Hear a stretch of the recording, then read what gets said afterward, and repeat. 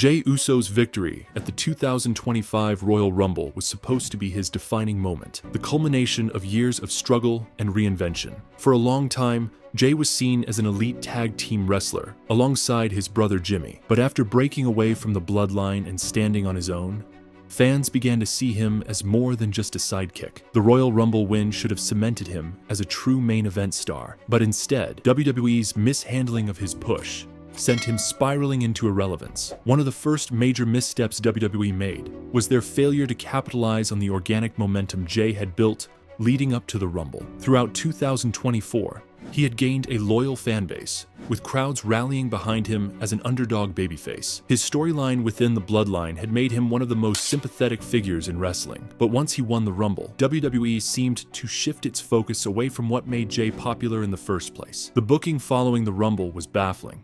Instead of immediately positioning Jey as a serious threat to the World Championship, WWE had him cut uninspired promos where he repeatedly played up his yeet catchphrase without much substance. Rather than crafting a compelling, emotionally driven story that reflected his journey, WWE reduced him to a caricature, focusing more on his gimmick than his legitimacy as a main eventer. This alienated fans who had previously been invested in his arc, making him feel like a mid-carder, despite his monumental win. Another issue was the opponent WWE chose for him at WrestleMania. Gunther was an incredible choice in theory. He had been built as an unstoppable force, and was the longest reigning Intercontinental Champion of all time before capturing the World Heavyweight Championship. However, WWE booked Jey as an afterthought in the feud. Gunther repeatedly dismissed him in promos, calling him a mascot rather than a serious contender. And rather than allowing Jey to fire back with passion, WWE had him respond with generic lines that did nothing to elevate the rivalry. Instead of making Jey look like a formidable challenger,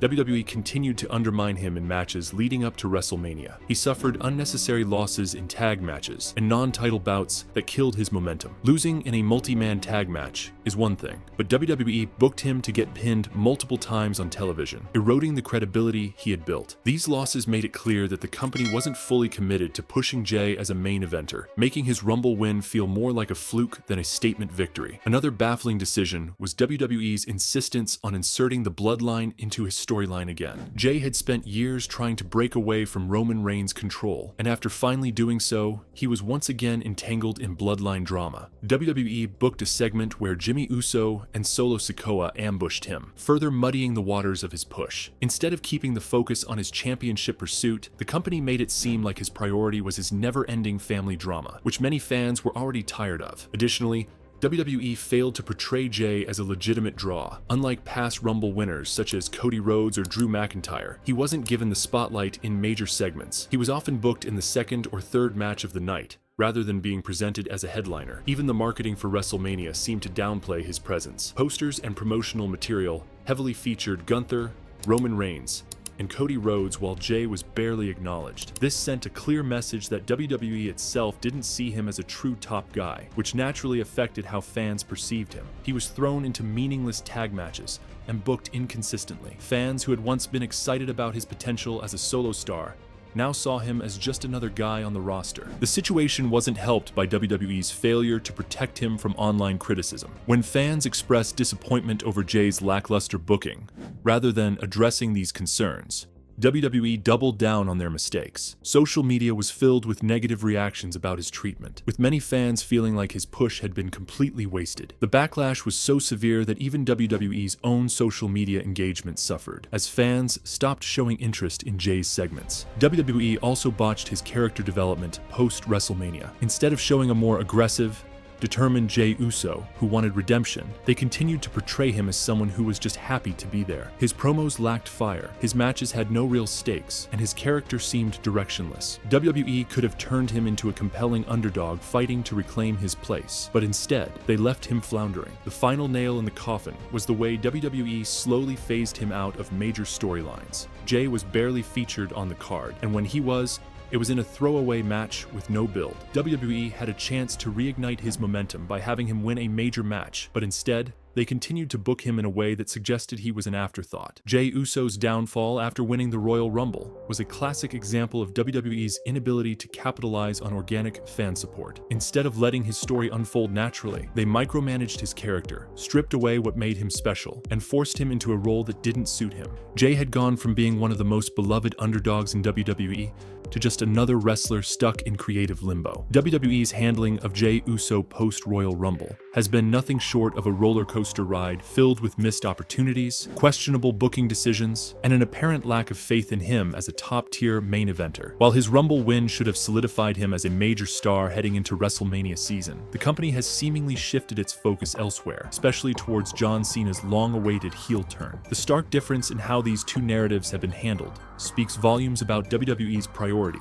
and their reluctance to fully invest in Jey Uso as a solo megastar. One of the biggest reasons WWE is not giving Jey Uso the main spotlight is the company's historical preference for established, larger-than-life superstars over organically grown ones. Despite his years of hard work, his emotional split from the Bloodline, and his ability to connect with fans on a personal level, Jey is still seen as a tag team specialist by many within WWE's decision-making hierarchy. The stigma of being primarily a tag team performer throughout his career lingers over him, making it difficult for WWE to view him as a legitimate top draw, despite his undeniable popularity. Adding to the issue is WWE's reliance on nostalgia and mainstream appeal. John Cena turning heel is one of the most anticipated storylines in recent wrestling history. WWE knows that this angle will generate mainstream media attention, social media buzz, and overall higher ratings compared to Jey Uso's championship push. Cena has been the face of WWE for over 2 decades,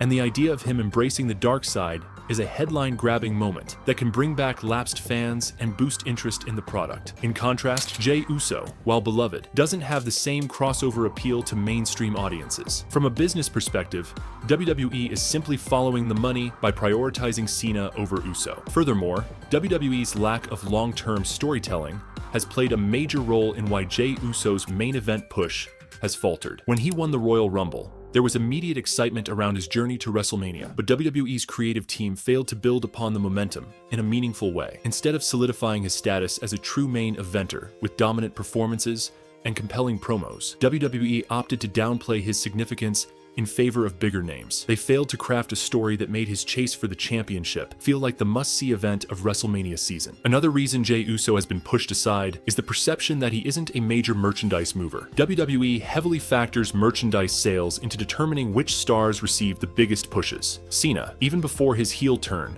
has always been one of WWE's top-selling superstars in terms of merchandise. A Cena heel turn presents an entirely new set of marketing opportunities, from fresh t-shirts to special edition memorabilia, which WWE can capitalize on. Jey Uso, on the other hand, has yet to prove that he can sell merchandise on the same level as Roman Reigns, Seth Rollins, or even Cody Rhodes. This business-first approach means WWE is less likely to take risks on him, preferring instead to focus on a guaranteed draw like Cena. The company's long-standing preference for larger-than-life characters also plays a role in why Jey Uso has been sidelined in favor of Cena's storyline. Despite his strong storytelling ability and emotional connection with fans, Jey doesn't fit WWE's traditional mold of a top star. He's not an imposing physical specimen like Roman Reigns or Brock Lesnar, nor does he have the over-the-top charisma of a character like The Rock. WWE tends to prioritize stars who fit a certain image, and while Jey Uso's underdog story is compelling,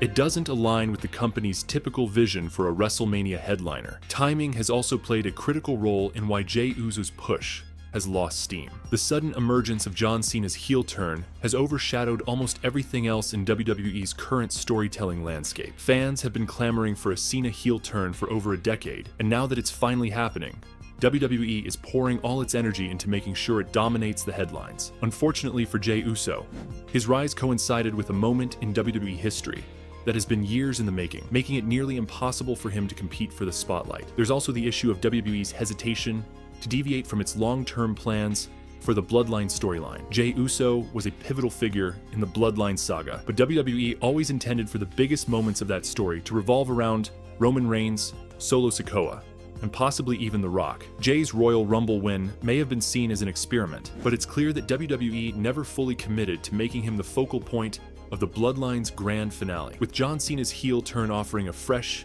exciting new narrative, WWE sees that as a bigger priority than giving Jey Uso a WrestleMania moment. Ultimately, WWE's handling of Jey Uso after his Rumble win was a cautionary tale of what happens when a company fails to listen to its audience. They had a golden opportunity to create a new main event star, but instead, they squandered it, leaving Jey in a worse position than he was before. The frustration from fans wasn't just about Jey losing. It was about the wasted potential and the realization that WWE had no real long-term vision for him. His Royal Rumble win should have been a defining moment, but instead, it became a reminder of how easily WWE can destroy its own success.